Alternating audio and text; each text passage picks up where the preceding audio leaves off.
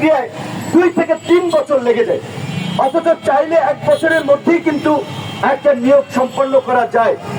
বিশ্ববিদ্যালয়ে বেশিরভাগ তরুণরা নিম্ন মধ্যবিত্ত পরিবারের সন্তান। একটা চাকরির পরীক্ষা দিতে হয় 1000 টাকা আবেদন ফি, 1500 টাকা আবেদন ফি, 750 টাকা আবেদন ফি। এই আবেদন ফির জন্যই বাবা মার নতুন করে জায়গা জমে বেচতে হয়। তো আমরা বলেছিলাম যে এটা আন্তর্জাতিক নিয়ম, যে চাকরিদাতা বা নিয়োগকারী প্রতিষ্ঠানগুলোর উচিত যে এই চাকরি প্রার্থীদের খরচটা বিয়ার করা। উন্নত বিশ্বে যেখানে বেকারদেরকে ভাতা দেওয়া হয়, কিংবা সপ্তাহে একটা অল্প সময়ে কাজ করে তাদের একটা ভাতা দেওয়া হয়, সেখানে আমাদের দেশে যারা চাকরিতে ঢুকে নাই, যাকে ভালো পোশাক কিনতে পারে না, নিম্ন মধ্যবিত্ত পরিবারের অনেক সন্তান, চাকরির পরীক্ষার ফি দিতে দিতেই তাদের অবস্থা করুন।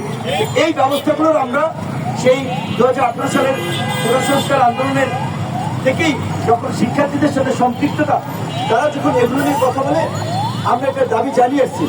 সরকারি চাকরিতে এখন প্রায় 4,73,000 পদ শূন্য।